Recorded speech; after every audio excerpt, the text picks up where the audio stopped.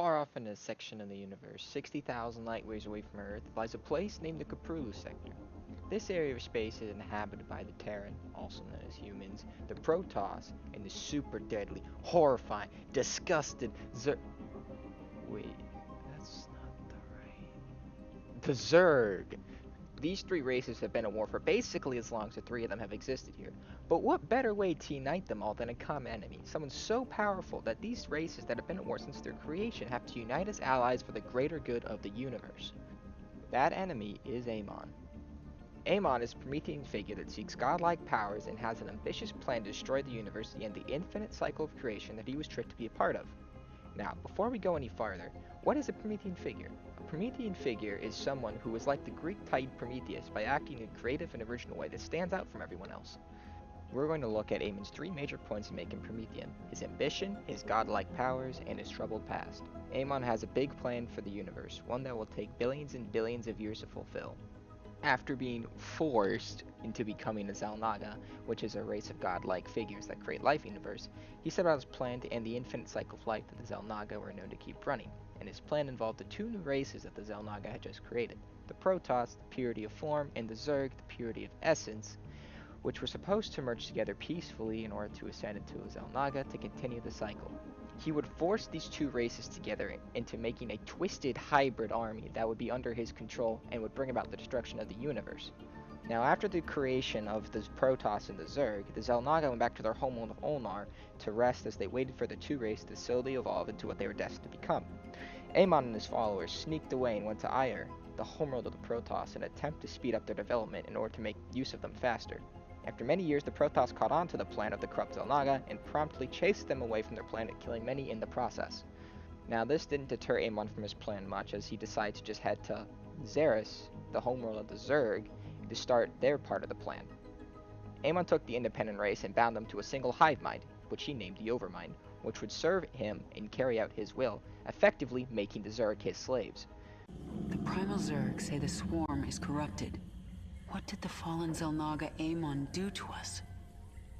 He desired our strength, the ability to steal essence.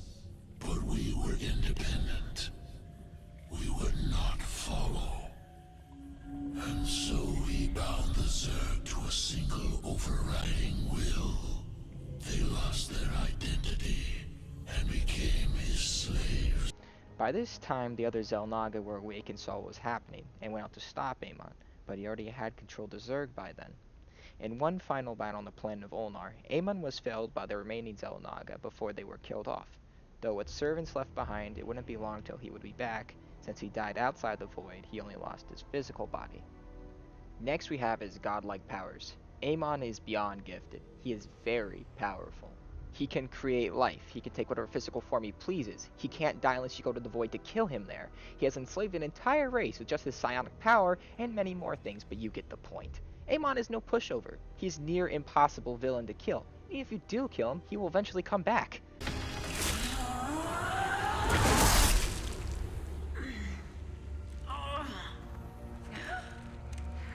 You've already lost. Amon lives. You will see him soon.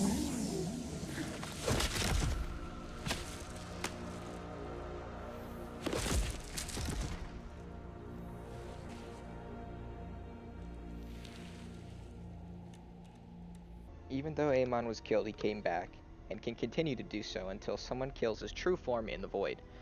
Lastly, we'll talk about Amon's troubles past. He used to be a good guy. He used to want to continue life and to be something greater so he could do good in the universe. Sadly, what he thought he wanted turned out to be the exact opposite.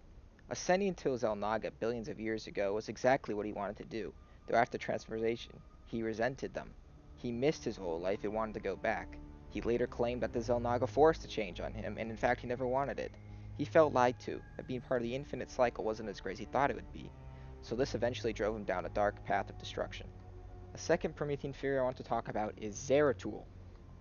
Dark prelate of the Nazarene faction of Protoss, he served a huge role in the war against Amon and was ultimately the reason they were able to win. He was the one that pieced together the prophecy and warned the leaders of each race of the coming dangers. Without him, they would have been caught up in their petty conflicts and been blind to the real danger. The invasion fleet stands ready.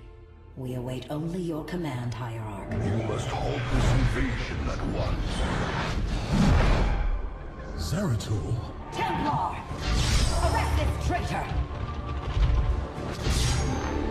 No! We will hear him out. The end war has come. Amon, the Dark One, has returned. This heretic cannot be trusted. This invasion is a distraction from the true battle ahead. Amon's fury will engulf the entire galaxy. Do not forget that it was his interference that brought ruin to Ire. And that burden weighs heavily upon me. Artanis, I have found a way to stand against the coming darkness. You must believe me. We have been through much together, Zeratul. But far too many have sacrificed, in the hopes that this moment would come to pass. Executor!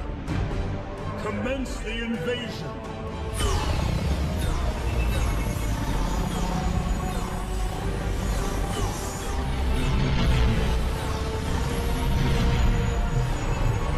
Zeratul is very gifted in his abilities as Dark Prelate. He is one of the best, if not the best, of his order. He is constantly seeking out more knowledge, wanting to find more about the prophecies about the coming of Amon. He also has a very, very troubled past. His actions, though for the betterment of his race, have led to the deaths of many leaders and the loss of many Protoss worlds, including the homeworld of Ire. This has led many to view Zeratul as a traitor.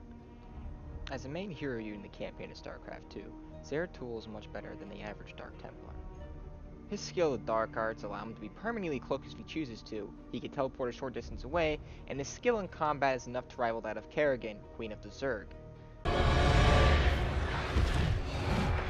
But you won't live to see it!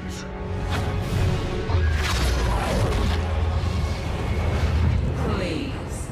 Our petty conflicts mean nothing now. The storm is coming that cannot be stopped.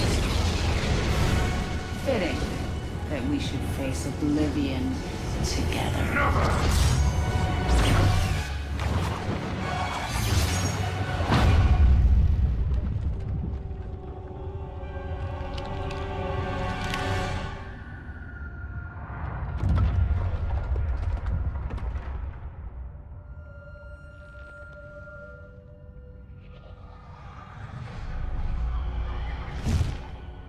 Zeratul's thirst for knowledge made him all but vanish from the Capula sector for years without telling anyone where he went and if he would be back.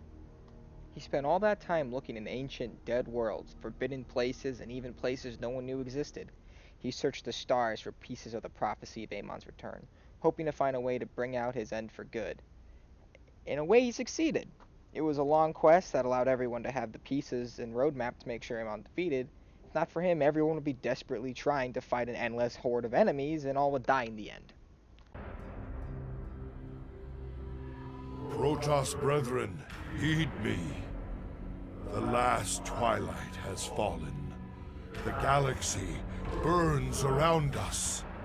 The Terrans have been consumed. We are all that stands against the shadow. But if we are to meet our end this day, then we will do so as one. Antaro Tassadar! Now, the biggest part about his character that makes Zeratul is his tragic past. Everything he has ever done was for the greater good of his race, even if everyone else saw it differently. Ever since the first Starcraft game, Zeratul had to make the hard choices in order to achieve victory in the end. He looked into the Zerg Overmind's mind and saw the coming of Amon, but in return the Overmind found the location of Ire, homeworld of the Protoss, and invaded it. He had to kill the matriarch of his faction in order to save them from Kerrigan's corruption. He also spent several years away, trying to find a way to save those who hated him. In the end, he even gave his own life in order to free his friend from Amon. My life for Ire.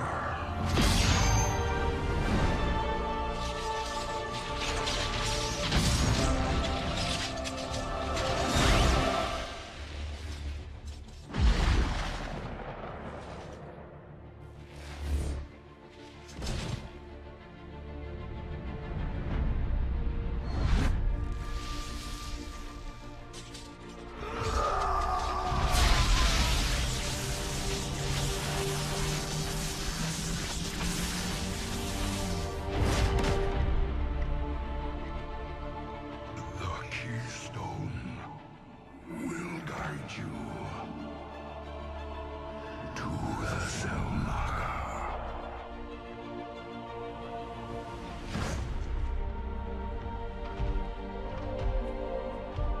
Zeratul.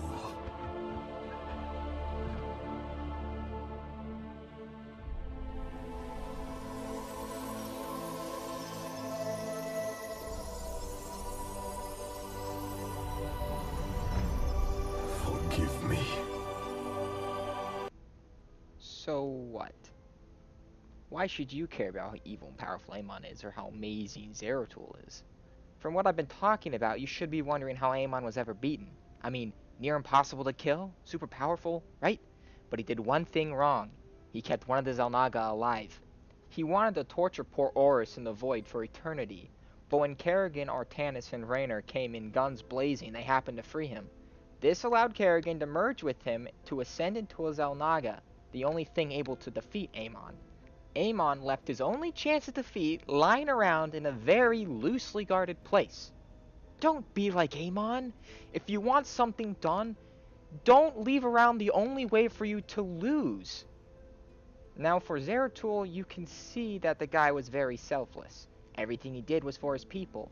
Even when the old matriarch passed on the leadership to him, he gave it to someone else that was more fit to lead. What Zeratul did was look at the greater good and sacrifice everything he could in order to give as much to those who hated him. We need more Zeratuls in our life. Now I would end it here, but I think I'll let Stukov do that for me. Take it away, my infested friend. Hello, Duran. Do you remember what you did to me? Stukov. You have come to gloat, haven't you? No. I've come to say good night, you son of a bitch.